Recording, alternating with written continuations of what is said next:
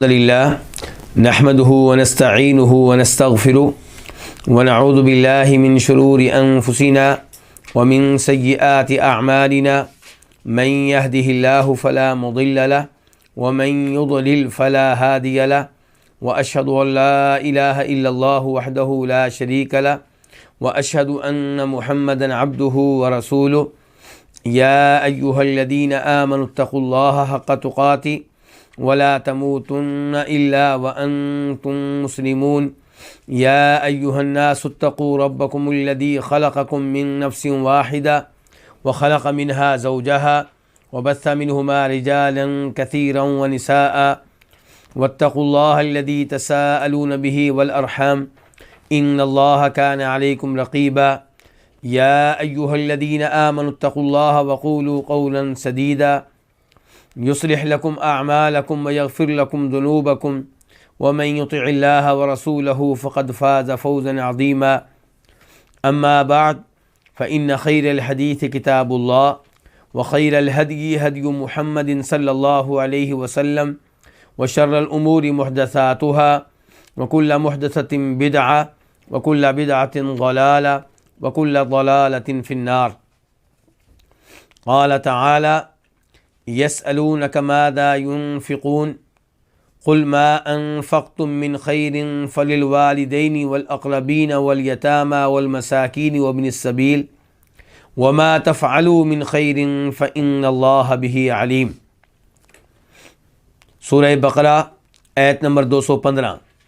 اللہ تعالیٰ فرما رہے ہیں یسألونک، وہ آپ سے سوال کرتے ہیں، ماذا ينفقون، کہ وہ کیا خرچ کریں.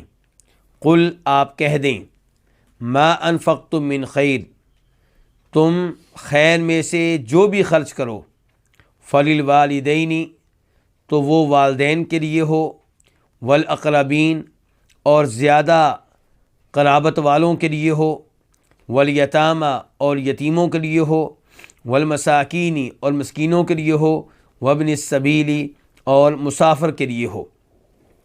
وما تفعلوا من خیر، اور تم خیر میں سے جو بھی کرو، فإن اللہ بہ علیم، تو یقیناً اللہ تعالیٰ اسے بخوبی جاننے والا ہے. یہ تھا اس آیت کا ترجمہ. اب ہم آتے ہیں اس آیت کے الفاظ مفردات کی طرف. یسألونک، یہ دو لفظ ہیں، یسألون اور کا. یسألون فعل مضارع ہے، جمع کے لیے ہے. اس کا واحد کیا ہے؟ یسألو. یسألو وہ سوال کرتا ہے، یسألون وہ سوال کرتے ہیں. کا آپ سے، مخاطب کون ہے؟ نبی صلی اللہ علیہ وسلم. ماذا ينفقون، سوال کیا ہے کہ وہ کیا خرچ کریں، وہ کیا، کون سا مال خرچ کریں، وہ کیا خرچ کریں. ينفقون فعل مضارع ہے، جمع کے لیے ہے. اس کا واحد کیا ہے؟ ينفقو، وہ خرچ کرتا ہے. ينفقون وہ خرچ کرتے ہیں. تو ماذا ينفقون، وہ کیا خرچ کریں. ماذا، ما اس میں استفہام ہے، کیا کے معنی میں، اور ذا اسم موصول ہے الذی کے معنی میں. تو کیا چیز، ينفقون وہ خرچ کریں، وہ کیا چیز ہے جو وہ خرچ کریں. قل فعل امر ہے واحد کے لیے، قل آپ کہہ دیں. اسی کا ماضی ہوتا ہے قال. قال اس نے کہا، یقول وہ کہتا ہے، قل آپ کہہ دیں، تو کہہ دے. تو مخاطب کون ہے؟ نبی صلی اللہ علیہ وسلم. ما انفقتم، ما اسم موصول ہے الذی کے معنی میں، جو. انفقتم فعل ماضی ہے، جمع کے لیے، تم نے خرچ کیا. اس کا واحد کیا ہوگا؟ انفقتا، تو نے خرچ کیا، اور انفقا اس نے خرچ کیا. انفقتم تم سب نے خرچ کیا.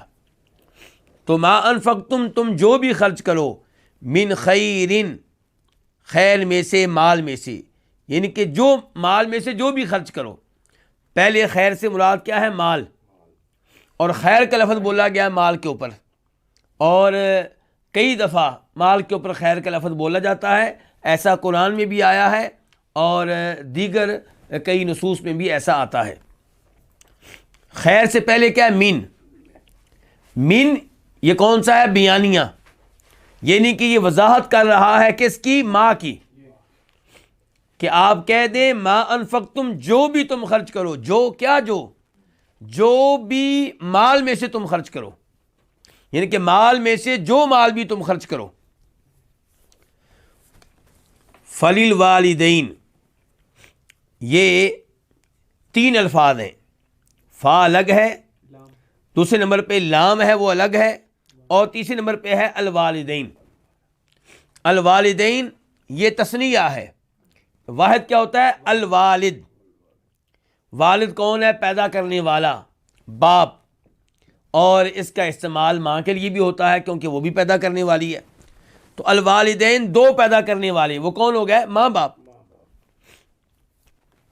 تو لام کا معنی کیا؟ کے لیے، یعنی کہ جو مال آپ خرچ کریں وہ کن کے اوپر خرچ ہونا چاہیے؟ والدین کے لیے۔ والاقربین یہ جمع ہے کس کی؟ الاقرب کی۔ الاقرب اس میں تفضیل ہے، جو زیادہ قرابت والا ہو، زیادہ رشتہ داری والا ہو، یعنی کہ آپ یہ مال اس کے اوپر استعمال کریں جس کی آپ کے ساتھ رشتہ داری زیادہ ہے۔ مثال کے طور پہ ایک بھائی ہے اور دوسری جانب بھتیجا ہے، کس کی رشتہ داری زیادہ ہے؟ بھائی کی، تو پہلا نمبر بھائی کا ہوگا۔ ایک طرف چچا ہے، دوسری طرف چچا کا بیٹا ہے، کس کی رشتہ داری زیادہ ہے؟ چچا کی، تو چچا کا نمبر پہلے ہے، چچا کا حق زیادہ ہے کیونکہ اس کی رشتہ داری زیادہ ہے۔ والیتامہ، یتامہ یتیم کی جمع ہے۔ یتیم اس نابالغ بچے کو کہتے ہیں جس کا باپ فوت ہو چکا ہو۔ والمساکین مسکین کی جمع ہے۔ مسکین کس کو کہتے ہیں؟ جو حاجت مند ہو، جس کی بنیادی ضروریات پوری نہ ہوتی ہوں۔ بنیادی ضروریات کیا ہیں؟ رہائش، مناسب کھانا، مناسب لباس۔ تو جو شخص اپنی مناسب بنیادی ضروریات پوری نہ کر سکے وہ کیا ہے؟ مسکین۔ اور مسکین کا استعمال فقیر کے اوپر بھی ہوتا ہے، یعنی کہ جب مسکین کے لفظ قرآن میں آتا ہے تو مسکین سے مراد مسکین بھی ہوتا ہے، فقیر بھی ہوتا ہے، اور ایسے جب کبھی قرآن میں لفظ فقیر آتا ہے تو فقیر سے مراد فقیر بھی ہوتا ہے، مسکین بھی ہوتا ہے۔ لیکن جہاں پہ دونوں لفظ ایک ساتھ آ جائیں تو پھر فقیر کا معنی اور ہوگا، مسکین کا معنی اور ہوگا۔ مسکین یہ فقیر کے مقابلے میں کچھ بہتر ہوتا ہے۔ فقیر وہ ہے جس کی حالت مسکین کے مقابلے میں زیادہ خراب ہو، جیسا کہ اللہ تعالیٰ فرماتے ہیں اس آیت میں جہاں پہ اللہ نے بیان کیا کہ زکوٰۃ کن کو دینی ہے۔ اللہ تعالیٰ فرماتے ہیں انما الصدقات للفقراء والمساکین، زکوٰۃ دینی ہے فقیروں کو اور مسکینوں کو، تو وہاں پہ دونوں لفظ آ گئے، ورنہ عام طور پہ ایک لفظ آتا ہے۔ مثال کے طور پہ وہ آیت جس آیت میں اللہ نے بیان کیا ہے کہ اگر آپ قسم اٹھا لیں کہ میں یہ کام کروں گا یا نہیں کروں گا، اور پھر آپ کو لگے کہ میری قسم غیر مناسب تھی، اس کو توڑ دینا چاہیے، تو آپ توڑ دیں اور کفارہ ادا کریں۔ کفارہ کیا ہے؟ فَكَفَّارَتُهُ اِطْعَامُ عَشَرَةِ مساکین۔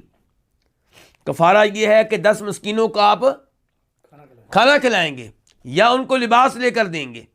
تو وہاں پہ اللہ نے لفظ صرف مسکین کا بولا ہے، تو کیا فقیر کو کھانا نہیں کھلا سکتے؟ فقیر زیادہ حقدار ہے۔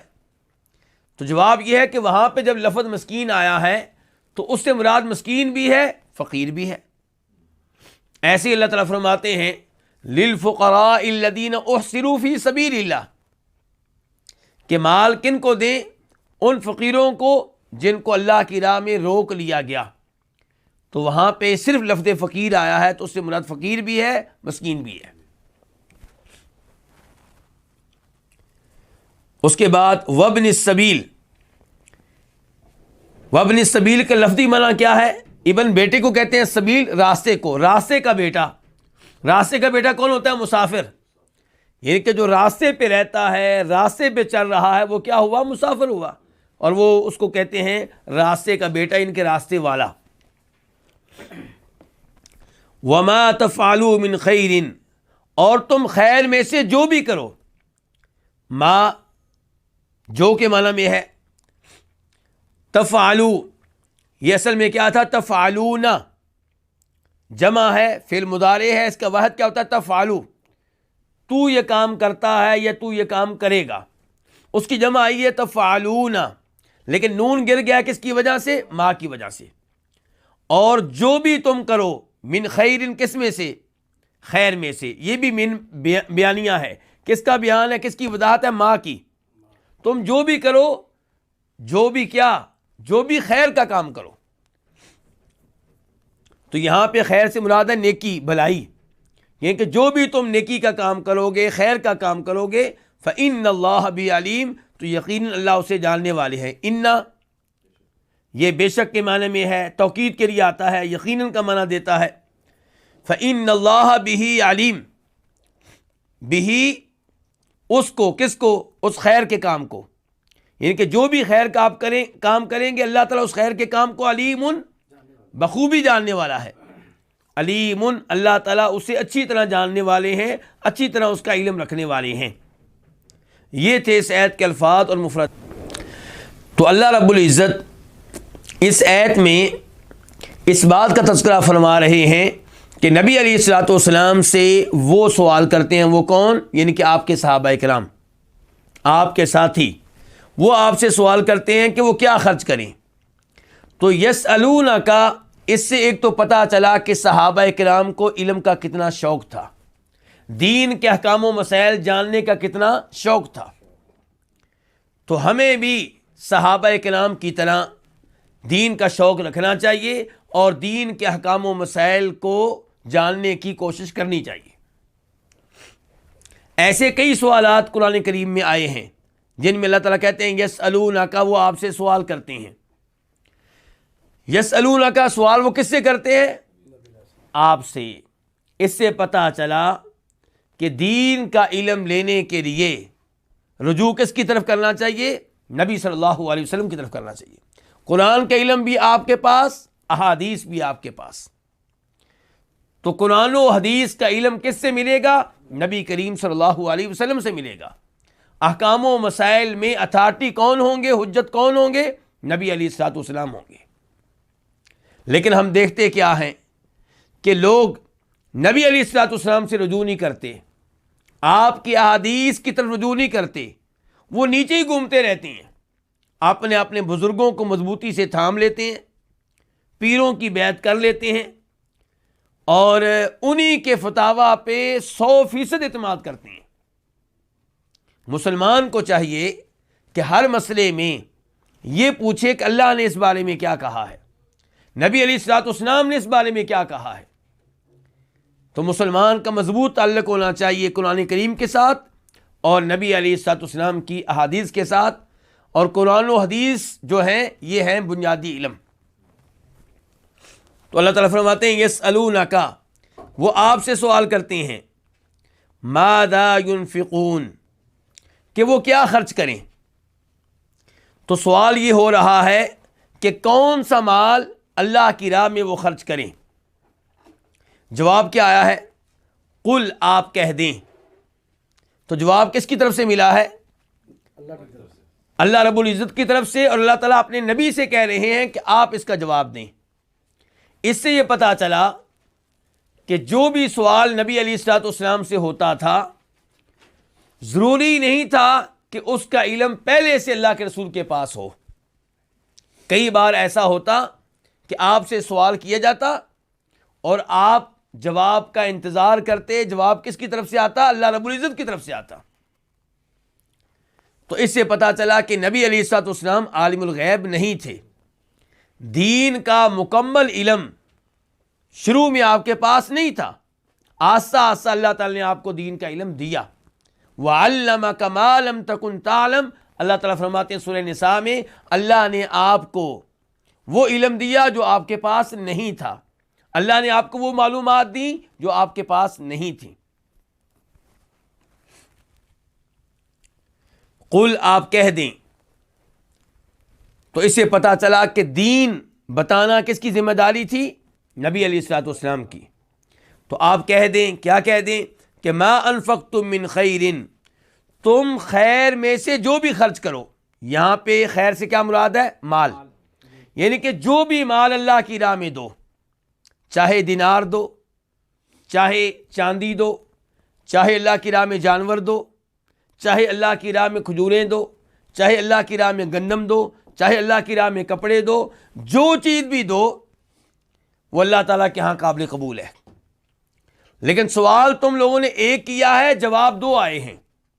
سوال کیا تھا کہ کون سا مال، کون سی چیز اللہ کی راہ میں خرچ کریں. جواب آیا کہ جو مال بھی خرچ کرو یہ معلوم ہونا چاہیے کہ خرچ کرنا کہاں پہ ہے. معلوم کیا ہونا چاہیے کہ خرچ کرنا کہاں پہ ہے. تو فرمایا فَلِلْوَالِدَيْنِ، وہ مال کس پہ صرف کرو، کس پہ لگاؤ؟ والدین پہ لگاؤ. اس سے ہمیں یہ فائدہ ملا کہ جس سے سوال کیا جا رہا ہو ضروری نہیں وہ اتنا ہی جواب دے جتنا سوال ہوا ہے. اس کو چاہیے کہ جتنا سوال ہوا ہے اس کا جواب بھی دے، اور اس کے ساتھ ساتھ اضافی کوئی ایسی چیز ہے جس کے بارے میں وہ سمجھتا ہے کہ اس کے بارے میں بتانا ضروری ہے وہ بھی بتائے. یہی انداز قرآن کا ہے اور یہی انداز ہمارے نبی علیہ الصلوۃ والسلام کا ہے.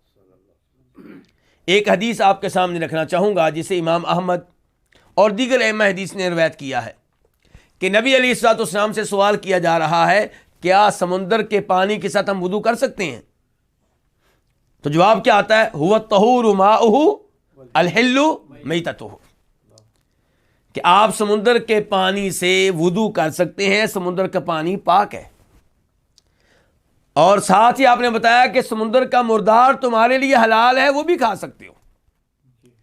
سمندر کے مردار کے بارے میں سوال نہیں کیا گیا تھا، لیکن آپ نے اس سوال کا جواب بھی دیا جو انہوں نے کیا نہیں تھا لیکن کرنا چاہیے تھا. تو یہاں پہ سوال یہ تھا کہ کیا خرچ کرے، جواب آیا جو بھی مال خرچ کرو وہ خرچ کس پہ کرنا ہے؟ فَلِلْوَالِدَيْنِ، وہ والدین کے لیے ہونا چاہیے. تو سب سے پہلے تذکرہ کن کا ہوا ہے؟ والدین کا. اس سے پتہ چلا کہ انسان کے اوپر والدین کے حقوق کتنے زیادہ ہیں. اگر آپ کے والدین آپ کے مال کے محتاج ہیں تو آپ کے مال کے سب سے پہلے وہی حقدار ہیں. اور اسی لفظ سے یہ بھی پتہ چلا کہ یہاں پہ اللہ کی راہ میں خرچ کرنے کی بات ہو رہی ہے تو اس سے مراد زکوٰۃ نہیں ہے، کیونکہ زکوٰۃ والدین پہ صرف نہیں کی جا سکتی. تو پتہ چلا کہ یہاں پہ جس مال کی بات ہو رہی ہے زکوٰۃ کے علاوہ ہے. تو اللہ تعالیٰ کہہ رہے ہیں فَلِلْوَالِدَيْنِ، یہ والدین، یہ مال کس کو ملنا چاہیے؟ والدین کو. کس پہ خرچ ہونا چاہیے؟ والدین پہ. اگر والدین حاجت مند ہیں تو وہ سب سے پہلے آپ کے مال کے حقدار ہیں، اور اگر وہ حاجت مند نہیں ہیں تو پھر بھی آپ تحفہ کے طور پہ، ہدیہ کے طور پہ والدین کی خدمت کرتے رہیں تاکہ ان کے دل میں خوشی داخل ہو. والاقربین، دوسرے نمبر پہ اللہ نے فرمایا آپ یہ مال صرف کریں کن پہ؟ زیادہ قرابت والوں پہ. اس میں آپ کا چچا آئے گا، اس میں آپ کے بھائی آئیں گے، اس میں آپ کی اولاد بھی آئے گی، اس میں آپ کے پوتے بھی آئیں گے.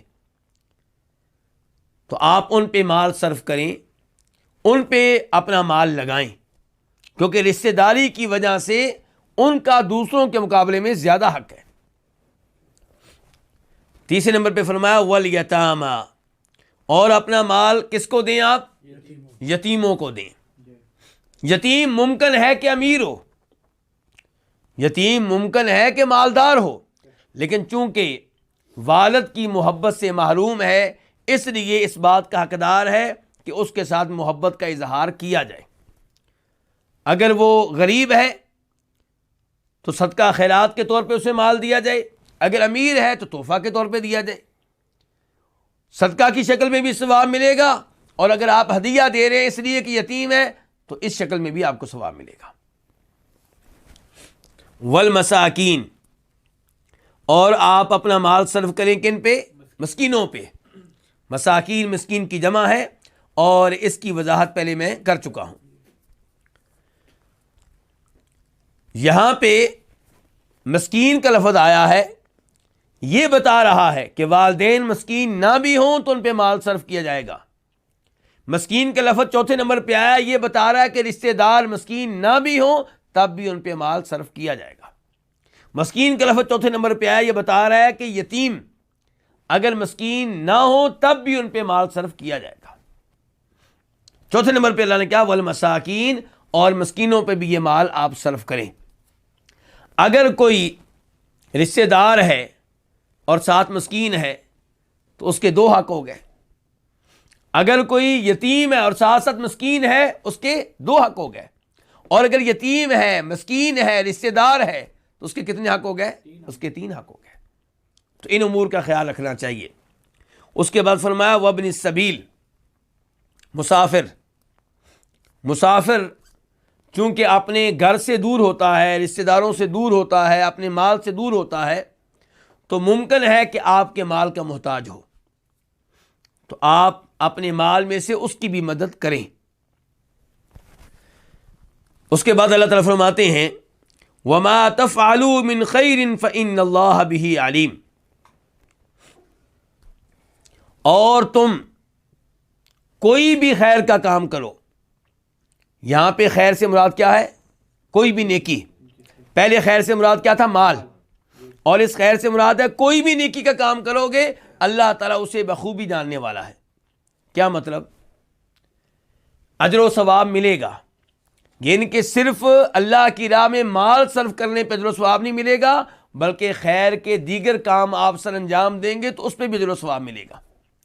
مثال کے طور پہ کسی کو نماز کا طریقہ سکھا دینا، کسی کو قرآن کی تلاوت سکھا دینا، کسی کو قرآن کی تفسیر سکھا دینا، کسی کی مال کے علاوہ جسمانی طور پہ مدد کر دینا، کسی کو گاڑی پہ بٹھا کے ہاسپٹل پہنچا دینا، تو ان تمام امور کے ذریعے آپ کو اجر و ثواب ملتا ہے۔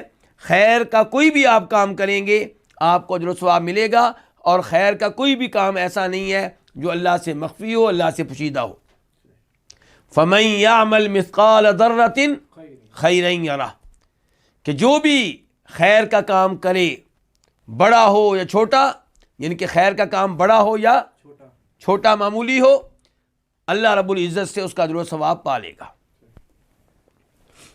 اور ان الفاظ سے یہ بھی پتہ چلا کہ کوئی بھی چیز اللہ کے علم سے باہر نہیں ہے، اللہ کا علم ہر چیز کا احاطہ کیے ہوئے ہے۔ یہاں پہ امام میمون بن مہران کا ایک قول پیش کر دینا مناسب ہوگا، جسے امام ابن ابی حاتم اپنی تفسیر میں لے کر آئے ہیں۔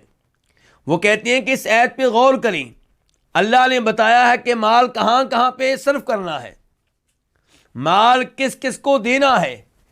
یہاں پہ اللہ نے طبلے کا ذکر نہیں کیا، موسیقی کے کسی آلے کا تذکرہ نہیں کیا، یہاں پہ اللہ رب العزت نے تذکرہ کیا ہے والدین کا، رشتہ داروں کا، یتیموں کا، مسکینوں کا، مسافروں کا۔ تو اللہ نے ان امور کا تذکرہ نہیں کیا۔ اس سے پتہ چلا، امام صاحب تنبیہ کرنا چاہتے ہیں کہ اس سے پتہ چلا کہ مال ان امور پہ خرچ نہ کریں، ساز کے اوپر، موسیقی کے آلات کے اوپر، اس قسم کے اشیاء کے اوپر مال صرف کریں گے تو ہم سب اس حدیث کو جانتے ہیں جس میں نبی علیہ الصلوۃ والسلام تنبیہ کرتے ہیں کہ روز قیامت یہ بھی سوال ہوگا کہ مال کہاں سے حاصل کیا، یہ بھی سوال ہوگا کہ مال کہاں پہ صرف کیا، کہاں پہ لگایا۔ اس کے بعد اللہ رب العزت ارشاد فرماتے ہیں کتب علیکم القتال وهو کرہ لکم وعسى ان تکرہوا شیئا وهو خیر لکم وعسى ان تحبوا شیئا وهو شر لکم واللہ یعلم وانتم لا تعلمون۔ یہ سورہ بقرہ کی آیت نمبر 216 ہے۔ اللہ تعالیٰ فرما رہے ہیں کتب علیکم القتال، تم پہ لڑائی لڑنا فرض کر دیا گیا ہے، جبکہ یہ تمہارے لیے ناپسندیدہ ہے، جبکہ یہ تمہیں برا لگتا ہے۔ وعسیٰ، اور ہو سکتا ہے کہ ان تکرہوا شیئا، کہ تم کسی چیز کو ناپسند کرو، وَهُوَ خَيْرٌ لَكُمْ جبکہ وہ تمہارے لیے بہتر ہو. اور ہو سکتا ہے کہ ان تحبوا شیئا کہ تم کسی چیز کو پسند کرو، کسی چیز کو چاہو، وَهُوَ شَرٌّ لَكُمْ جبکہ وہ تمہارے لیے بری ہو. وَاللَّهُ يَعْلَمُ اور اللہ تعالیٰ جانتا ہے، علم رکھتا ہے، وَأَنْتُمْ لَا تَعْلَمُونَ اور تم علم نہیں رکھتے. یہ تھا اس آیت کا ترجمہ. اب ہم آتے ہیں اس آیت کے مختلف جملوں کی طرف، الفاظ اور مفردات بھی اور تفسیر بھی. پہلا جملہ کیا ہے اس آیت کا؟ کتب علیکم القتال وہو کرہ لکم. کتبہ فعل ماضی ہے، مجہول کے لیے ہے. کتبہ فرض کر دیا گیا ہے. یہاں پہ یہ نہیں بتایا گیا فرض کس نے کیا ہے، اور چونکہ اللہ کا کلام ہے تو اس لیے ہمیں معلوم ہے کہ فرض کرنے والا کون ہے؟ اللہ رب العزت. اور یہ وہی انداز ہے جیسے اللہ تعالیٰ فرماتے ہیں یا ایھا الذین آمنوا کتب علیکم الصیام، اے ایمان والو تم پہ روزہ رکھنا فرض کر دیا گیا ہے. جیسے اللہ تعالیٰ کہتے ہیں کتب علیکم القصاص فی القتل، کہ اگر کوئی قتل ہو جائے تو اس کا بدلہ لینا فرض کر دیا گیا ہے. ایسے یہاں پہ کہا گیا کتبہ فرض کر دیا گیا ہے. علیکم یہ دو لفظ ہیں، علی اور کم، کیا معنی ہے؟ تم پہ. تو فرض کیا کیا گیا ہے؟ کتبہ کا نائب فاعل کیا ہے؟ القتال. فرض کیا گیا ہے تم پہ القتال، لڑنا، لڑائی کرنا. القتال یہ مصدر ہے، قاتل یقاتل مقاتلۃ وقتالا، تو لڑائی لڑنا تم پہ فرض کر دیا گیا ہے. وہ حالیہ ہے، حالانکہ ہوا وہ یہ کیا؟ یہ لڑائی لڑنا. کرہن یہ مصدر ہے لیکن اسم مفعول کے معنی میں ہے. کرہن بمعنی مکروہ. کرہن یعنی کہ یہ ناپسندیدہ ہے، برا لگتا ہے. لکم تمہیں، لکم یہ بھی دو لفظ ہیں، لام اور کم. لام کے لیے کے واسطے، کم تمہارے، یعنی کہ یہ چیز تمہارے لیے ناپسندیدہ ہے، تمہیں یہ چیز بری لگتی ہے. کیا چیز؟ لڑائی لڑنا. اب ہم اسی جملے کی تفسیر کی طرف بڑھتے ہیں. اللہ تعالیٰ نے اس جملے کے ذریعے، اس آیت کے ذریعے قتال کو فرض قرار دے دیا ہے. یہاں پہ سوال یہ پیدا ہوتا ہے کہ کیا لڑائی لڑنا ہر مسلمان پہ فرض ہے؟ جواب یہ ہے کہ ایک ہے جہاد اور ایک ہے قتال. جہاد سے مراد کیا ہے؟ جہاد سے مراد یہ ہے کہ انتہائی درجے کی کوشش کرنا. کس کے لیے؟ دین اسلام کو غالب کرنے کے لیے. دین اسلام کو غالب کرنے کے لیے اپنی توانائیاں خرچ کر دینا، یہ ہر مسلمان پہ فرض ہے. ہر مسلمان پہ فرض ہے کہ دین اسلام کو غالب کرنے کے لیے، دین اسلام کو عام کرنے کے لیے محنت کرے، تگ و دو کرے. لیکن جہاں تک تعلق ہے قتال کا، تو یہ جہاد کی ایک قسم ہے، کیونکہ جہاد کئی طرح ہوتا ہے. جہاد مال کے ذریعے، اللہ کی راہ میں مال خرچ کریں تو یہ جہاد ہے، لیکن مال کے ذریعے.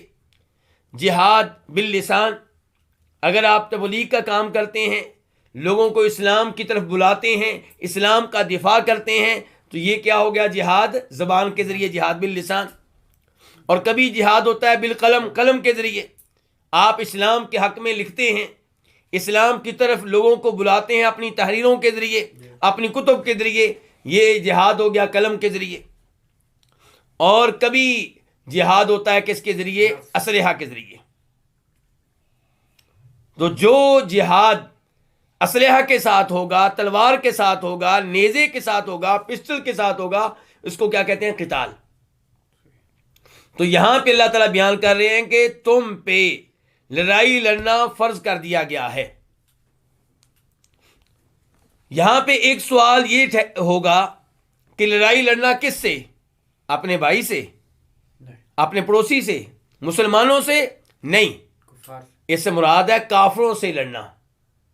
ان لوگوں سے لڑنا جو اسلام کو پھیلانے کی راہ میں رکاوٹ بنے، ان سے لڑنا جو مسلمانوں پہ ظلم کریں، ان سے لڑنا جو مسلمانوں سے لڑائی لڑیں۔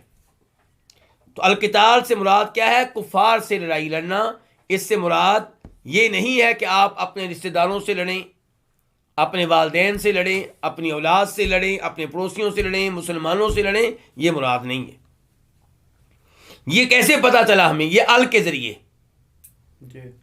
ال جو ہے یہ عہد کے لیے ہے، تو اس سے مخصوص قتال مراد ہے، ہر قتال مراد نہیں ہے۔ چلیں یہ تو معلوم ہو گیا کہ یہاں پہ قتال سے مراد، لڑائی سے مراد کافروں سے لڑائی ہے، مسلمانوں سے نہیں۔ لیکن کیا ہر ایک پہ فرض ہے کہ وہ کافروں سے لڑائی لڑے؟ تو جواب یہ ہے کہ عام طور پہ قتال جو ہے وہ فرض کفایہ ہے، فرض عین نہیں ہے۔ ہر ایک پہ فرض نہیں ہے کہ وہ اللہ کی راہ میں ہتھیار اٹھائے اور لڑائی لڑے، لیکن 3 طرح کے حالات میں قتال فرض ہو جاتا ہے۔ نمبر 1، جب وقت کا حکمران لڑائی کے لیے سب کو آرڈر دے دے کہ سب نکلیں، تو پھر سب پہ جہاد اور قتال فرض ہو جائے گا۔ اور اگر وہ چند لوگوں سے مطالبہ کرے، ان کی تعیین کر کے، تحدید کر کے کہ تم لوگ لڑائی کے لیے نکلو، تو ان چند لوگوں پہ لڑائی کے لیے نکلنا واجب ہو جائے گا، فرض ہو جائے گا۔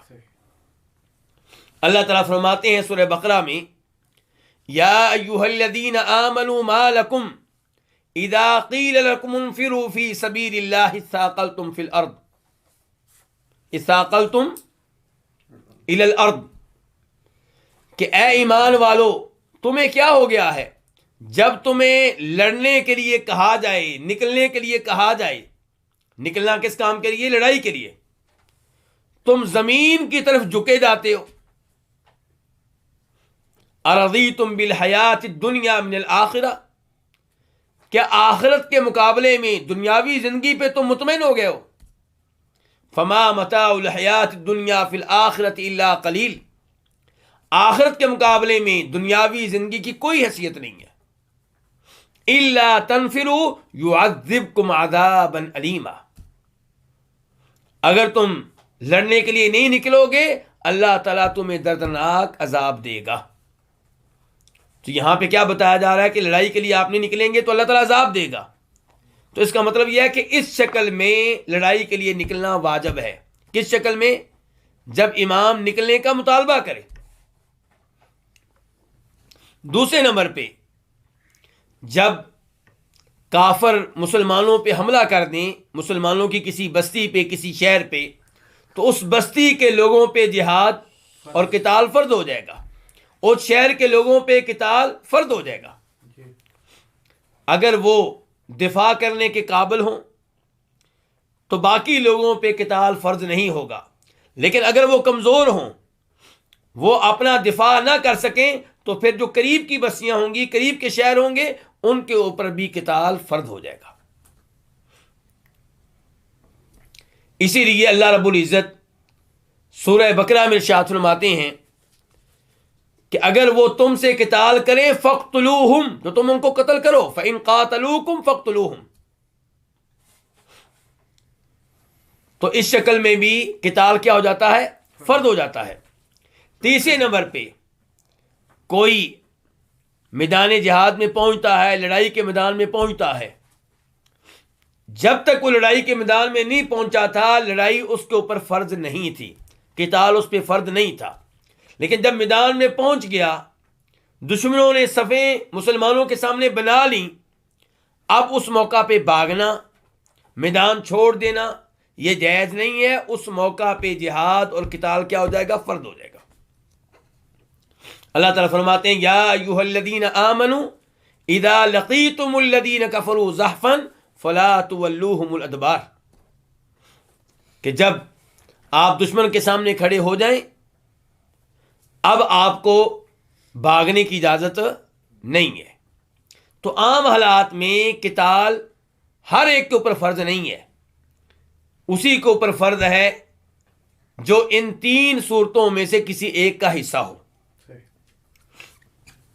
تو اللہ تعالیٰ فرماتے ہیں کتب علیکم القتال، تمہارے اوپر قتال فرض کر دیا گیا ہے، وَهُوَ كُرْهٌ لَكُمْ، جب کہ وہ تمہیں ناپسند ہے۔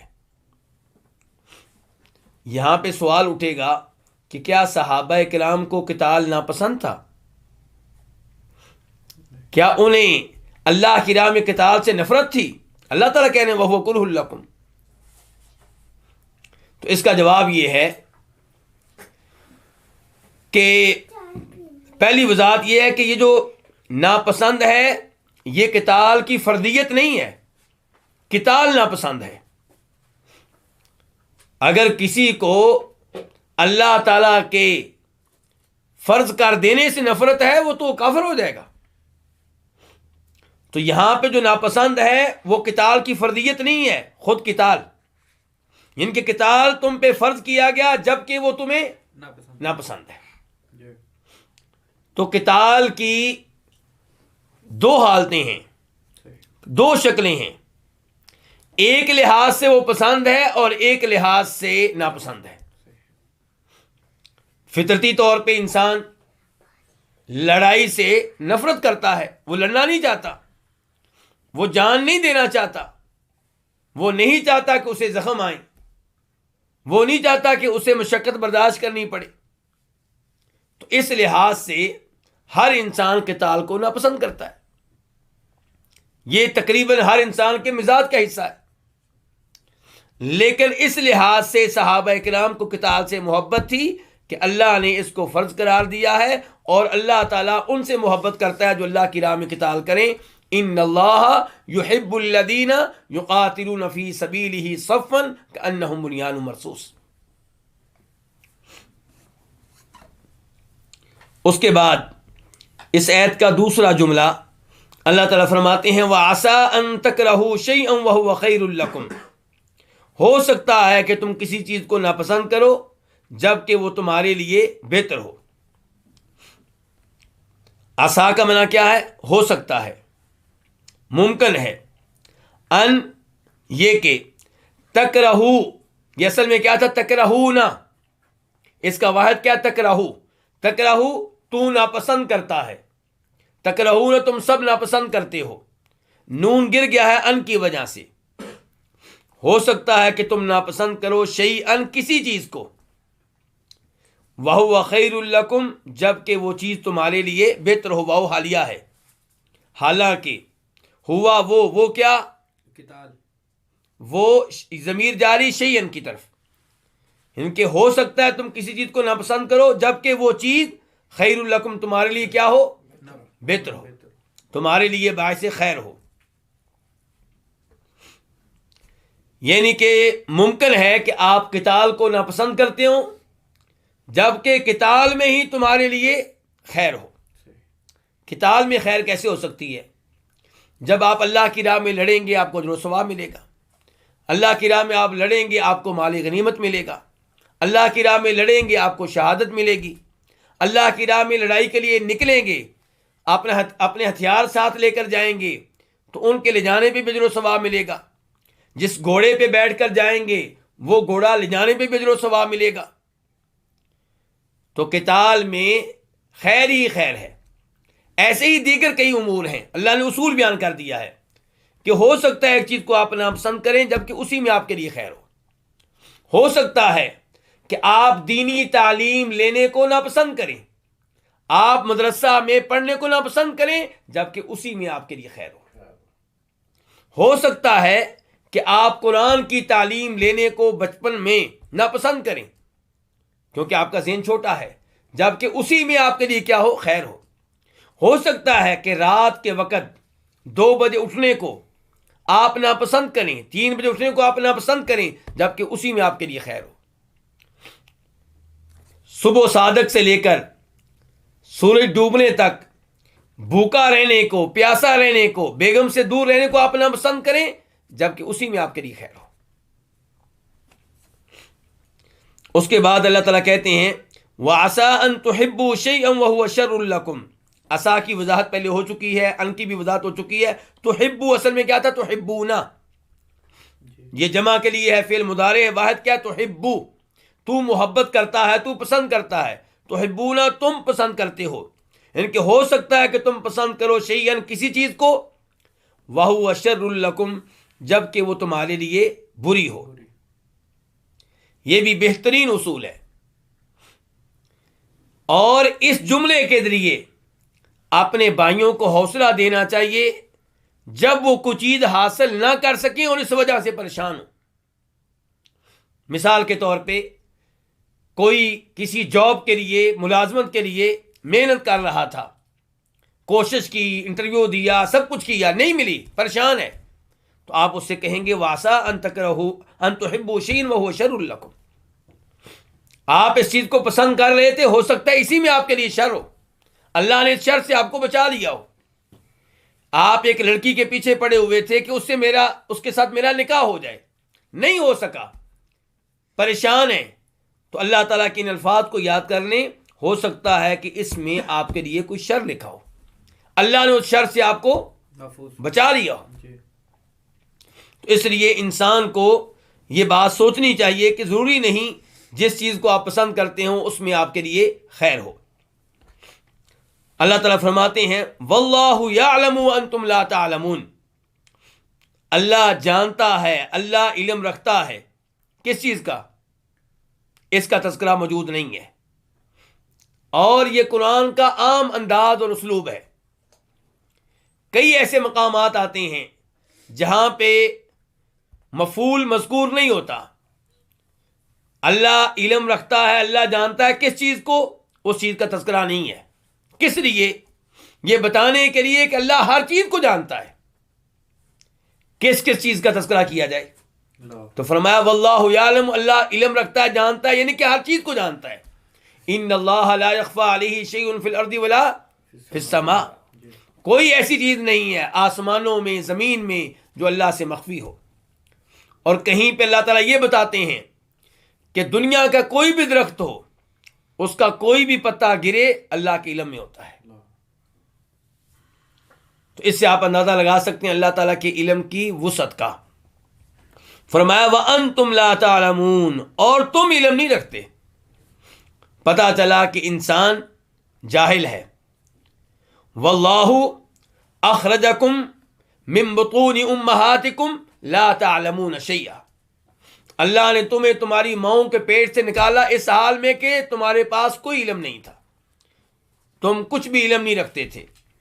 تو انسان کو علم دینے والا کون ہے؟ اللہ رب العزت، اور جتنا اللہ علم دے دے اتنا علم انسان کے پاس ہے، اس سے زیادہ علم انسان کے پاس نہیں ہے۔ اس کے بعد اللہ رب العزت آیت نمبر 217 میں ارشاد فرماتے ہیں یسألونک عن الشہر الحرام قتال فیہ قل قتال فیہ کبیر۔ یسألونک، وہ آپ سے سوال کرتے ہیں، کس کے بارے میں؟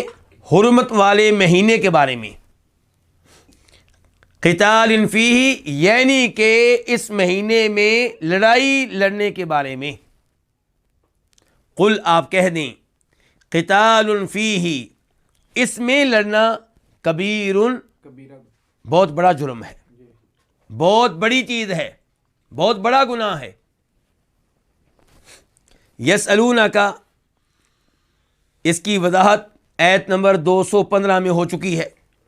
یسألونک کہ وہ آپ سے سوال کرتے ہیں، عن الشہر الحرام، الشہر کا معنی کیا ہوتا ہے؟ مہینہ، الحرام حرمت والا، وہ آپ سے سوال کرتے ہیں حرمت والے مہینوں کے بارے میں، کیونکہ الشہر اگرچہ واحد کا لفظ ہے لیکن یہاں پہ مراد جنس ہے، حرمت والے مہینوں کی جنس کے بارے میں سوال کرتے ہیں۔ اور حرمت والے مہینے کتنے ہیں؟ 4۔ کون کون سے؟ محرم، ذوالقعدہ، ذوالحجہ، یعنی کہ ذوالقعدہ، ذوالحجہ، محرم، یہ 3 ایک ساتھ ہیں، اور چوتھے نمبر پہ کیا ہے؟ رجب۔ تو یہ حرمت والے مہینے ہیں، وہ آپ سے حرمت والے مہینوں کے بارے میں سوال کرتے ہیں۔ اب مسئلہ یہ تھا کہ حرمت والے مہینوں کے بارے میں کیا سوال کرتے ہیں؟ کیا جاننا چاہتے ہیں کہ ان کی تعداد کیا ہے؟ کیا جاننا چاہتے ہیں کہ ان کے نام کیا ہیں؟ کیا جاننا چاہتے ہیں ان کے احکام کیا ہیں؟ نہیں، قتال فی، یعنی کہ اس میں لڑنے کے بارے میں سوال کر لیں کیا اس مہینے میں لڑائی لڑنا درست ہے. قتال اس کی بھی وضاحت پہلے ہو چکی ہے. فی ہی اس میں یہ ضمیر کی طرف جا رہی ہے الشہر کی طرف. قل آپ کہہ دیں، فعل امر ہے واحد کے لیے، کیا کہہ دیں کہ قتال فیہ، اس میں قتال کرنا، اس میں لڑنا، کس میں؟ حرمت والے مہینے میں. کبیر، بہت بڑی چیز ہے، بہت بڑا جرم ہے، بہت بڑا گناہ ہے. تو یسألونک عن الشہر الحرام قتال فیہ، یسألونک یہ بھی صحابہ کرام سوال کر رہے ہیں کس سے؟ نبی علیہ الصلوۃ والسلام سے. کس بارے میں؟ حرمت والے مہینوں میں لڑائی لڑنے کے بارے میں.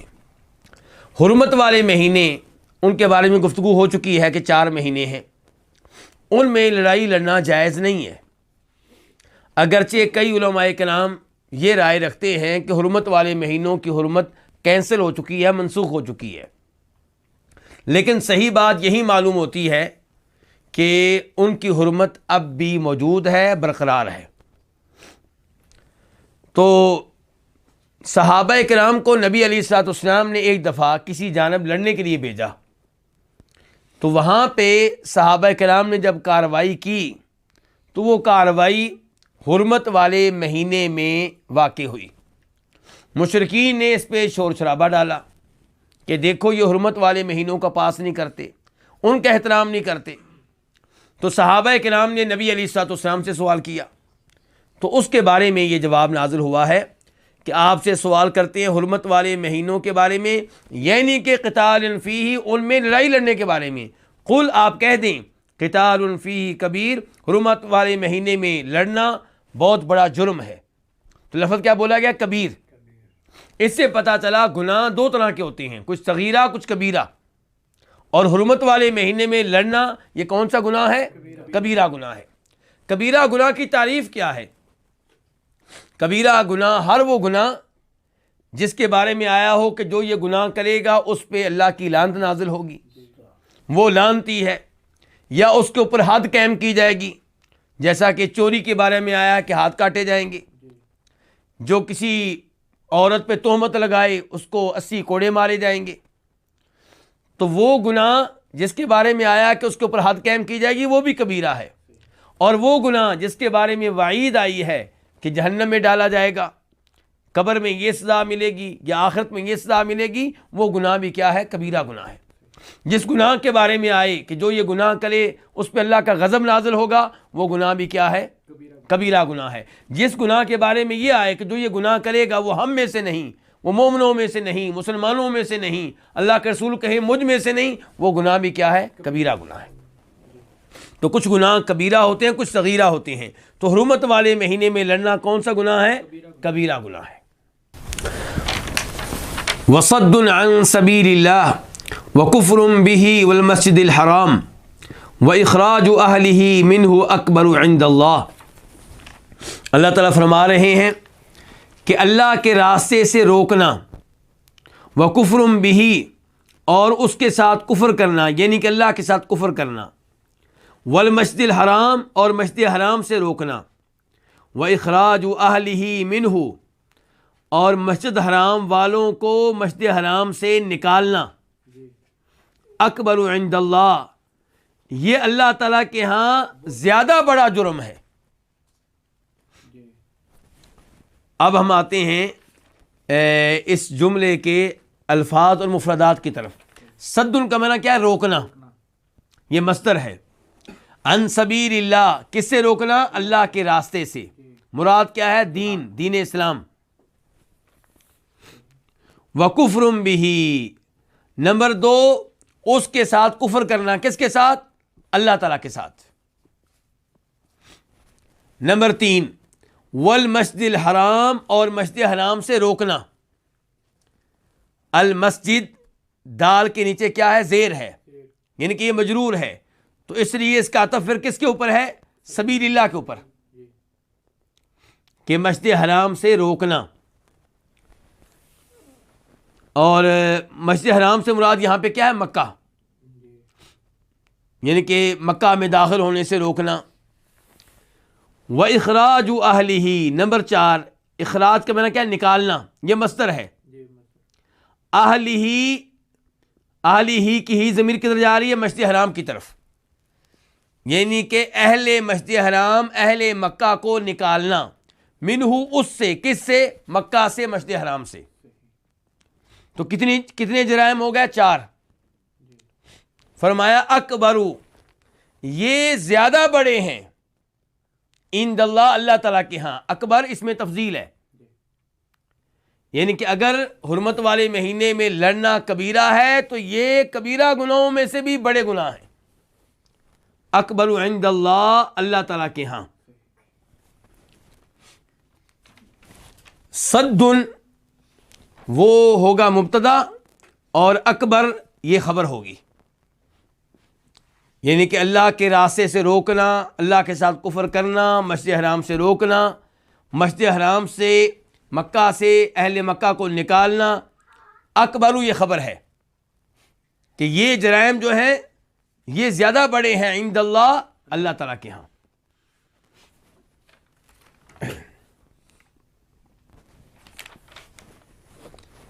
اب ہم آتے ہیں اس جملے کی تفسیر کی طرف. تو اللہ رب العزت نے اس جملے میں یہ بتایا ہے کہ اے مسلمانوں، آپ ان کافروں سے کہیں جو کافر آپ لوگوں پہ اعتراض کر رہے ہیں کہ آپ لوگوں نے حرمت والے مہینے میں لڑائی کیوں لڑی ہے، آپ ان سے کہیں کہ ہم مانتے ہیں حرمت والے مہینے میں لڑنا کیا ہے؟ جرم ہے. لیکن جو جرائم تم نے کیے ہیں ان کی طرف کیوں نہیں دیکھتے؟ وہ اس کے مقابلے میں زیادہ بڑے جرائم ہیں، ان کا گناہ زیادہ ہے. اور یہاں پہ اس بات کی بھی وضاحت کر دوں کہ حرمت والے مہینے میں لڑنا غلط ہے، لیکن اگر مسلمان کو مجبور کر دیا جائے حرمت والے مہینے میں لڑائی کرنے پہ تو پھر یہ جرم نہیں ہے. اسی لیے آپ دیکھیں گے کہ نبی علیہ الصلوۃ والسلام نے فتح مکہ کے بعد حنین والوں سے، ثقیف قبیلے سے، ان لوگوں سے لڑائی لڑی ہے، اور یہ لڑائیاں ذوالقعدہ کے مہینے میں بھی ہوئی ہیں، شوال کے مہینے میں بھی ہوئی ہیں اور ذوالقعدہ کے مہینے میں بھی ہوئی ہیں. اور ذوالقعدہ مہینہ کون سا؟ حرمت والا مہینہ ہے. تو وہ اس لیے کہ نبی علیہ الصلوۃ والسلام کو اطلاع مل چکی تھی کہ وہ لوگ مسلمانوں سے لڑنے کے لیے تیار ہو رہے ہیں، جمع ہو رہے ہیں. تو جب آپ کو اطلاع ملی پھر آپ نے ان پہ حملہ کیا. تو پہل ان کی طرف سے ہوئی ہے، پہل مسلمانوں کی طرف سے نہیں ہوئی. تو اللہ تعالیٰ بیان کر رہے ہیں کہ یہ جرائم جو تم نے کیے ہیں یہ بہت بڑے ہیں. تو اس سے پتہ چلا کہ دین اسلام سے، ایمان سے، توحید قبول کرنے سے لوگوں کو روکنا بہت بڑا جرم ہے.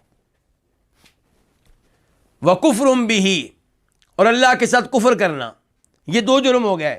کفر بہ، بذات خود کفر کرنا، اور صد عن سبیل اللہ، لوگوں کو بھی کفر پہ رکھنا اور انہیں ایمان کی طرف آنے سے روکنا.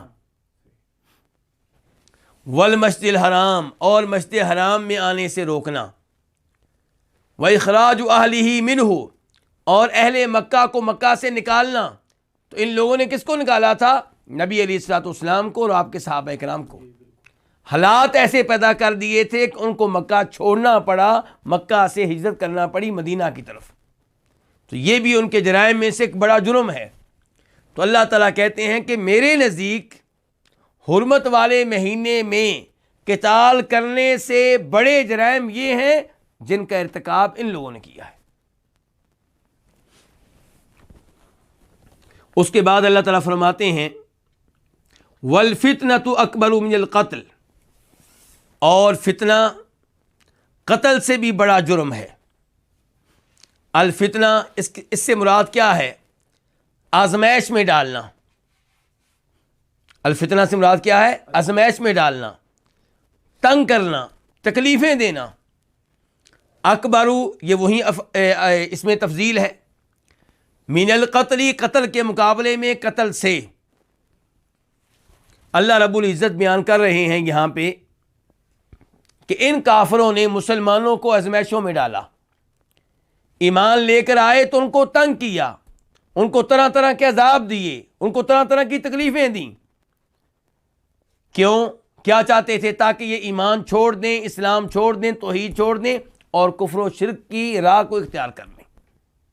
تو اللہ تعالیٰ کہتے ہیں والفتنۃ، آزمائش میں ڈالنا، ان کے ایمان والوں کو آزمائش میں ڈالنا، اکبر من القتل، یہ قتل کرنے سے بڑا جرم ہے۔ اور فتنے کا یہ معنی کہ ایمان والوں کو آزمائش میں ڈالنا، اس کی نظیر سورہ بروج میں موجود ہے۔ اللہ تعالیٰ فرماتے ہیں ان الذین فتنوا المؤمنین والمؤمنات ثم لم یتوبوا فلہم عذاب جہنم ولہم عذاب الحریق۔ بے شک وہ لوگ جنہوں نے مومن مردوں کو، مومن عورتوں کو آزمائش میں ڈالا، کس وجہ سے؟ ایمان کی وجہ سے، پھر توبہ نہیں کی، ان کے لیے آگ کا عذاب ہے۔ تو یہاں سے پتہ چلا کہ مسلمانوں کو ایمان کی وجہ سے تنگ کرنا کتنا بڑا جرم ہے۔ اس کے بعد اللہ رب العزت ارشاد فرماتے ہیں وَلَا يَزَالُونَ يُقَاتِلُونَكُمْ حَتَّى يَرُدُّوكُمْ عَنْ دِينِكُمْ إِنِ اسْتَطَاعُوا۔ وَلَا يَزَالُونَ يُقَاتِلُونَكُمْ، اور وہ ہمیشہ تم سے قتال کرتے رہیں گے، اور وہ ہمیشہ تم سے لڑائی لڑتے رہیں گے، حتیٰ یہاں تک کہ یردوکم، تم کو لٹا دیں، تم کو پھیر دیں، عن دینکم، تمہارے دین سے، ان استطاعوا، اگر وہ استطاعت رکھیں۔ ولا یزالون جمع کے لیے ہے، اس کا معنی کیا ہوگا؟ ہمیشہ، مسلسل۔ یقاتلون فعل مضارع ہے جمع کے لیے، وہ قتال کرتے رہیں گے، کم، تم سے۔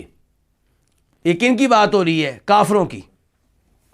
حتیٰ، یہاں تک کہ، یردو، یہ اصل میں کیا تھا؟ یردون، یردون فعل مضارع ہے جمع کے لیے، واحد کیا ہوتا ہے؟ یردو، وہ لٹاتا ہے، وہ واپس کرتا ہے، وہ پھیرتا ہے۔ تو یردو، وہ پھیر دیں، نون گر گیا حتیٰ کی وجہ سے، کم، تمہیں، یعنی کہ یہاں تک کہ تم کو واپس کر دیں تمہارے دین سے کفر کی طرف، یہاں تک کہ تم کو پھیر دیں تمہارے دین سے کفر کی طرف۔ عن، سے، دینکم، تمہارے دین سے، دو لفظ ہیں، دین اور کم۔ ان استطاعوا، ان، اگر، یہ ان ہے، نون کے نیچے زیر آئی ہے استطاعوا کے ساتھ ملانے کے لیے، ورنہ کیا ہے؟ ان شرطیہ، اگر۔ استطاعوا، وہ استطاعت رکھیں، استطاعوا کیا ہے؟ فعل ماضی ہے جمع کے لیے، اس کا واحد کیا ہے؟ استطاع، اس نے استطاعت رکھی، اس نے طاقت رکھی، تو استطاعوا، وہ طاقت رکھیں، استطاعت رکھیں۔ اللہ رب العزت اس جملے میں یہ بیان کر رہے ہیں کہ کافر تمہارے دشمن ہیں تمہارے دین کی وجہ سے، تمہارے دشمن ہیں تمہارے ایمان اور تمہاری توحید کی وجہ سے، اور ان کی ہمیشہ سے یہ آردو ہے، خواہش ہے، تمنا ہے کہ تمہیں تمہارے دین سے نکال کر کفر میں لے آئیں، اور اس کے لیے وہ محنت کرتے رہتے ہیں، تگ و دو کرتے رہتے ہیں۔ اس کے لیے انہیں لڑنا پڑے تو لڑائی بھی لڑتے ہیں، قتال کرنا پڑے تو وہ قتال کرتے ہیں۔ اور یہاں سے ہم مسلمانوں کو عبرت حاصل کرنی چاہیے۔ ہمارے مسلمان یہ سمجھتے ہیں کہ شاید کافر ہمارے خیر خواہ ہیں، شاید وہ ہمارے دوست ہیں، لیکن اللہ رب العزت ان کے دلوں کے بھید کو جانتے ہیں۔ تو اللہ تعالیٰ بتا رہے ہیں کہ ان کے دلوں میں ہمارے بارے میں کیا جذبات ہیں۔ ان کی خواہش ہے، ان کی محنت ہے کہ مسلمانوں کو کافر بنا دیں، دین اسلام کی نعمت سے ان کو محروم کر دیں، اور اس کے لیے کبھی وہ قتال کرتے ہیں، یہ ان کی آخری درجے کی کوشش ہے، اور اس کے علاوہ دیگر اسالیب بھی وہ اختیار کرتے ہیں۔ مثال کے طور پہ مسلمانوں کو اپنے ممالک میں بلانا، وہاں پہ رکھنا، تعلیم کے نام پہ، دیگر سہولتوں کے نام پہ، اور پھر ان کو اسلام کے خلاف ابھارنا، ان کے سامنے اسلام کے خلاف شکوک و شبہات رکھنا، تو یہ ان کے اسالیب میں سے ایک اسلوب ہے۔ تو آخری درجے کا اسلوب کیا ہے؟ آخری درجے کی ان کی کوشش کیا ہے کہ مسلمانوں سے وہ لڑتے ہیں، قتال کرتے ہیں، لیکن اس کا مطلب یہ نہیں ہے کہ دیگر اسالیب وہ اختیار نہیں کرتے، دیگر اسالیب اس سے بھی پہلے وہ اختیار کرتے ہیں۔ تو مسلمانوں کو خبردار رہنا چاہیے، اپنے بارے میں بھی، اپنی اولاد کے بارے میں، اپنے رشتہ داروں کے بارے میں بھی۔ اور موجودہ زمانے میں آپ دیکھتے ہیں کہ وہ مسلمان ممالک میں کوشش کرتے ہیں کہ ان کی تعلیم میں مداخلت کریں، ان کا نصاب تبدیل کریں، ان کے سلیبس کو تبدیل کریں، ان کی کتب کو تبدیل کریں، ان کے ٹیچرز کو تبدیل کریں، ان کے ٹیچرز کے ذہنوں کو تبدیل کریں۔ اس کے لیے مختلف کورس رکھے جاتے ہیں، اور ان مواقع پہ کافر ممالک سے پروفیسر اور ٹیچر آتے ہیں اور یہ کورس کرواتے ہیں، اور ان کے ذریعے مسلمان ٹیچرز کے ذہنوں کو خراب کیا جاتا ہے۔ تو اللہ تعالیٰ فرماتے ہیں وَلَا يَزَالُونَ يُقَاتِلُونَكُمْ، وہ مسلسل تم سے قتال کرتے رہیں گے، تم سے لڑتے رہیں گے۔ کب تک؟ ان کی لڑائی کب ختم ہوگی؟ جب تمہیں تمہارے دین سے نکال لیں گے، جب تمہیں تمہارے دین سے پھیر لیں گے، یعنی کہ آپ یہودی بن جائیں، عیسائی بن جائیں، تب ان کی لڑائی ختم ہے۔ جب تک آپ مسلمان ہیں، چاہے آپ برائے نام مسلمان ہوں، وہ آپ سے قتال کرتے رہیں گے، آپ سے لڑتے رہیں گے۔ ان استطاعوا، اللہ تعالیٰ کہتے ہیں اگر ان کے بس میں ہو۔ اس سے پتہ چلا کہ تمام کے تمام مسلمانوں کو مرتد بنا لینا، کافر بنا لینا، یہ ان کے بس میں نہیں ہے۔ چند مسلمانوں کو خراب کر سکتے ہیں، چند کمزور مسلمانوں کو ان کے دین سے نکال سکتے ہیں، لیکن سارے کے سارے مسلمانوں کو کافر بنا لیں، یہ ان کے بس میں نہیں ہے۔ اس کے بعد اللہ تعالیٰ فرماتے ہیں وَمَن يَرْتَدِدْ مِنْكُمْ عَنْ دِينِ فَيَمُتْ وَهُوَ كَافِرٌ فَأُولَٰئِكَ حَبِطَتْ أَعْمَالُهُمْ فِي الدُّنْيَا وَالْآخِرَةِ، اور جو تم میں سے پھر جائے عن دین ہی، اپنے دین سے، فیمت، تو فوت ہو جائے، وہوا، اس حال میں کہ کافر، وہ کافر ہو، فاولئک، تو یہی وہ لوگ ہیں، حبطت اعمالہم، جن کے اعمال ضائع ہو گئے، فی الدنیا، دنیا میں، والآخرت، اور آخرت میں۔ ومن یرتدد، من کا معنی کیا؟ جو، یرتدد، یہ اصل میں کیا تھا؟ یرتدیدو، یعنی کہ دال، آخری دال کے اوپر کیا تھی؟ پیش تھی، ضمہ تھا، لیکن من کی وجہ سے یہ مجزوم ہے۔ تو ومن یرتدد، اور جو کیا ہو جائے؟ مرتد ہو جائے، ارتدہ سے ہے یہ، مرتد ہو جائے، پھر جائے، اپنا دین چھوڑ دے، دین اسلام چھوڑ دے، منکم، تم میں سے، من کم دو لفظ ہیں، تم میں سے، عن دین ہی، پھر جائے کس سے؟ اپنے دین سے۔ وہ دین کون سا؟ دین اسلام۔ فیمت، تو پھر کیا ہو جائے؟ فوت ہو جائے، یعنی کہ اسی حالت میں فوت ہو جائے۔ وہو کافر، وہ حالیہ ہے، اس حال میں کہ وہ کیا ہو؟ کافر ہو۔ کون؟ مرتد ہونے والا، یعنی کہ موت آئے تو حالت کفر پہ آئے۔ کافر، یہ اسم فاعل ہے، کس سے؟ کافرہ سے، کفر اختیار کرنے والا۔ فاولئک، اس میں اشارہ ہے، تو یہی لوگ ہیں کہ حبطت، فعل ماضی ہے، مؤنث کے لیے ہے، حبطت، ضائع ہو گئے، باطل ہو گئے، رائے گاں ہو گئے، اعمالہم، ان کے اعمال، اعمال عمل کی جمع ہے، یعنی کہ ایسے لوگوں کے نیک اعمال ضائع ہو گئے، ضائع ہو جائیں گے، فی الدنیا، دنیا میں بھی، والآخرت، اور آخرت میں بھی۔ یہاں پہ اللہ رب العزت یہ بیان کر رہے ہیں کہ چونکہ کافر مسلمانوں کو مرتد بنانے کے لیے کوششیں کرتے رہتے ہیں، تو اللہ نے مسلمانوں کو خبردار کیا کہ اگر کسی نے ان کی دعوت کو قبول کر لیا، ان کی باتوں میں آ گیا، ان کے دھوکے میں مبتلا ہو گیا، تو وہ اللہ کا نقصان نہیں کرے گا، اپنا ہی نقصان کرے گا۔ اس کے سارے نیک اعمال ضائع ہو جائیں گے۔ جب اس نے دین قبول کیا تھا، کلمہ پڑھا تھا، نیک عمل تھا، ممکن ہے اس کے بعد بھی کئی نیک اعمال اس نے کیے ہوں، نمازیں پڑھی ہوں، جہاد کیا ہو، زکوٰۃ دیتا رہا ہو، اذکار کرتا رہا ہو، تلاوتیں کرتا رہا ہو، صدقہ خیرات کرتا رہا ہو، لیکن یہ سارے اعمال ضائع ہو جائیں گے۔ اس سے پتہ چلا نیک اعمال تب اس کی قیمت ہوتی ہے جب ایمان موجود ہو، جب توحید موجود ہو۔ جب انسان توحید کی نعمت سے محروم ہو، ایمان کی نعمت سے محروم ہو، جتنے بھی نیک اعمال کر لے اسے فائدہ کچھ نہیں ہوگا۔ تو فرمایا جو تم میں سے اپنے دین سے پھر جائے فیمت، اور کیا ہو جائے؟ فوت ہو جائے۔ کس حالت میں؟ کفر کی حالت میں۔ تو یہی وہ لوگ ہیں جن کے اعمال ضائع ہوں گے۔ اس سے یہ پتہ چلا کہ اگر کوئی مرتد ہو اور فوت ہونے سے پہلے دین اسلام قبول کر لے، کفر کو چھوڑ دے، تو جو نیک اعمال اس نے مرتد ہونے سے پہلے کیے تھے ان کا اسے فائدہ ہوگا۔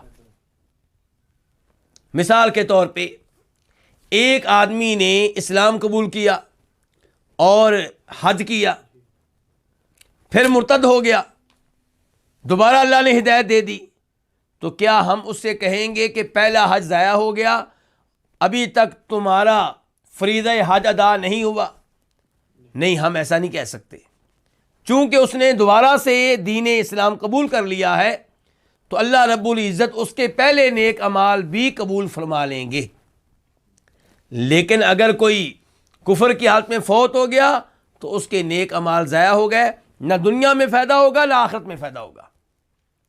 دنیا میں مثال کے طور پہ فوت ہوگا تو اس کی نماز جنازہ ادا نہیں کی جائے گی، اسے غسل نہیں دیا جائے گا، اسے کفن نہیں دیا جائے گا، اسے مسلمانوں کے قبرستان میں دفن نہیں کیا جائے گا،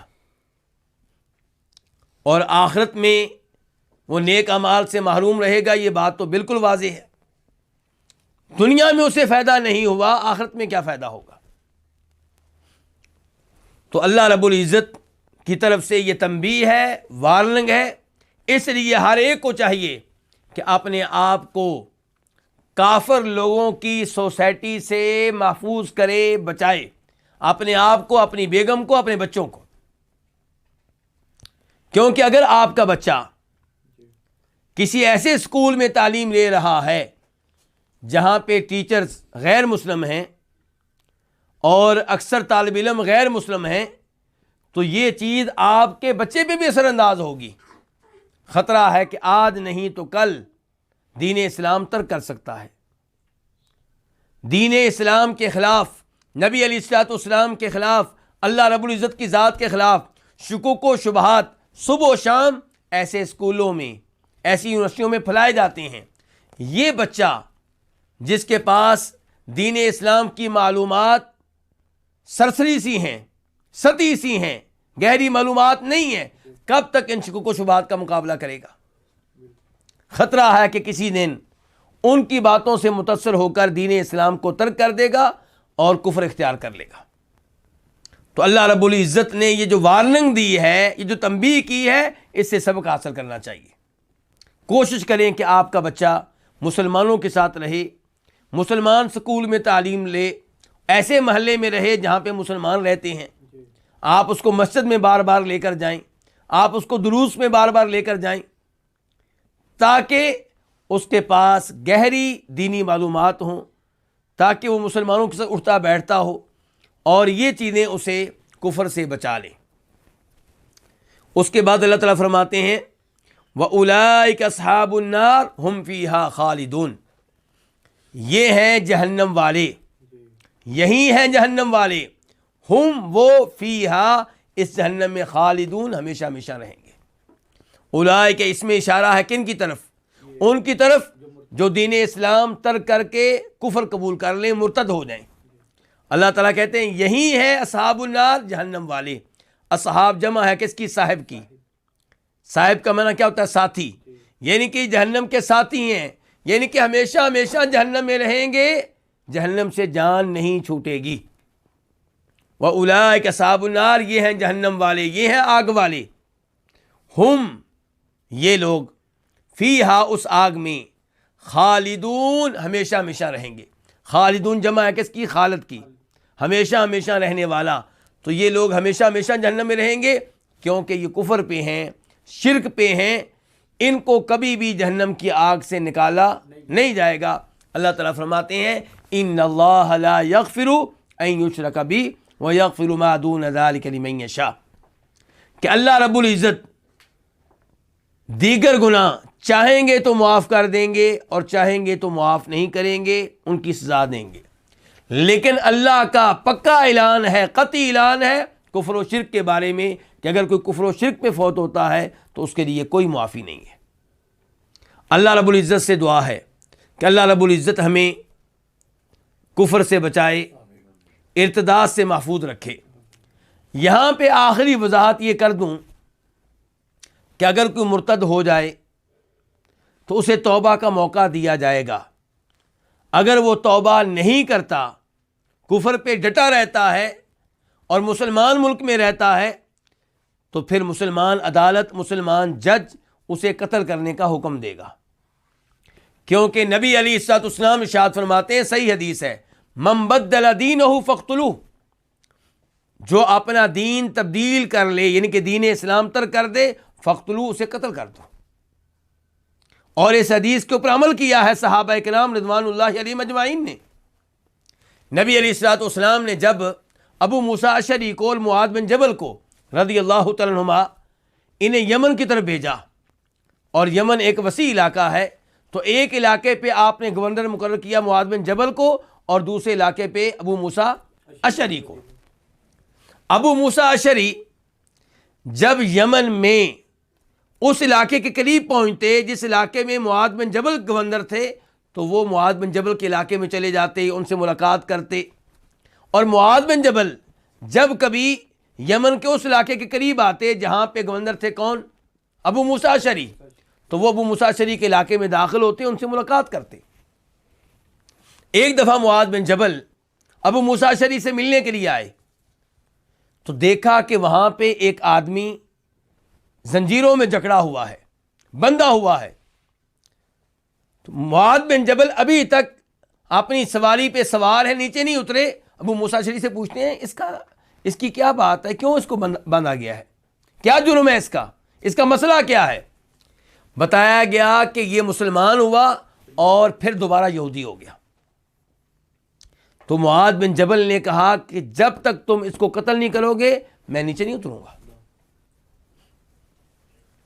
ابو موسیٰ اشعری کہنے لگے ہم نے اسی لیے تو اس کو بلایا ہے، اسی لیے تو اس کو باندھا ہے، آپ نیچے اترے؟ کہا نہیں، پہلے اس کو قتل کرو پھر میں نیچے اتروں گا۔ چنانچہ اسے قتل کیا گیا، اس کے بعد معاذ بن جبل نیچے اترے۔ اور ہم سب جانتے ہیں کہ امیر المؤمنین علی بن ابو طالب رضی اللہ تعالیٰ عنہ نے ان لوگوں کو آگ میں جلانے کا حکم دیا تھا جنہوں نے جناب علی کے بارے میں عقیدہ رکھا تھا کہ ان کی عبادت کرنی چاہیے، تو انہوں نے بھی ارتداد کی راہ اختیار کی، کفر کی راہ اختیار کی۔ جناب علی نے ان کو آگ میں جلانے کا حکم دیا اور اس پہ عمل ہوا۔ اور جب یہ بات عبداللہ ابن عباس کو معلوم ہوئی، ان تک پہنچی، کہا اگر میں ان کی جگہ پہ ہوتا، کن کی جگہ پہ؟ جناب علی کی جگہ پہ، تو میں ان کو قتل کرتا، کیونکہ فرمایا ہے نبی علیہ الصلوۃ والسلام نے کہ جو اپنا دین تبدیل کر دے اس کو قتل کرو، لیکن میں ان کو آگ میں نہ جلاتا، کیونکہ نبی علیہ الصلوۃ والسلام نے فرمایا ہے کہ اللہ کا عذاب کسی کو نہ دو۔ تو آگ کے ذریعے عذاب دینا یہ اللہ کی خصوصیت ہے، یہ اللہ کے خصائص میں سے ہے، کسی اور کے لیے جائز نہیں ہے کہ کسی کو آگ کا عذاب دے۔ تو کہنے کا مطلب یہ ہے کہ مرتد کی سزا یہ ہے کہ اس کو قتل کیا جائے، اور اس کے اوپر بھی کافر لوگ، غیر مسلم لوگ اعتراض کرتے ہیں۔ اور یہ ایک مثال ہو گئی، میں نے تھوڑی دیر پہلے کیا کہا تھا کہ ہمارے بچے جب ایسی یونیورسٹیوں میں تعلیم لیتے ہیں جہاں پہ غیر مسلم پروفیسر ہوتے ہیں، ٹیچر ہوتے ہیں، تو وہ اسلام کے خلاف شکوک و شبہات کا اظہار کرتے رہتے ہیں۔ اس کی ایک مثال یہ ہے، وہ کہتے ہیں دیکھو جی اسلام تو کسی کو آزادی نہیں دیتا، ہم کہتے ہیں ہر کوئی آزاد ہے جو مرضی دین قبول کرے۔ اسلام کیا کہتا ہے کہ جو دین اسلام ترک کرے گا اس کو قتل کر دو۔ اس کا مطلب یہ ہے کہ یہ ظالم دین ہے، یہ زبردستی کرنے والا دین ہے۔ تو گزارش یہ ہے پہلے نمبر پہ کہ اسلام میں کوئی زبردستی نہیں، لا اکراہ فی الدین۔ اللہ تعالیٰ کہتے ہیں دین کے معاملے میں کوئی زبردستی نہیں ہے، ہم کسی کو دین اسلام قبول کرنے پہ مجبور نہیں کریں گے. دعوت دیں گے، تبلیغ کریں گے، قائل کریں گے، دلائل پیش کریں گے، لیکن مجبور نہیں کریں گے. اسی لیے مسلمانوں نے غیر مسلموں کو دین اسلام قبول کرنے پہ مجبور نہیں کیا. آپ دیکھ لیں، پاکستان اور انڈیا، بنگلہ دیش، یہ علاقہ ایک ملک تھا اور یہاں پہ مسلمانوں کی تقریباً 800 سال حکومت رہی ہے.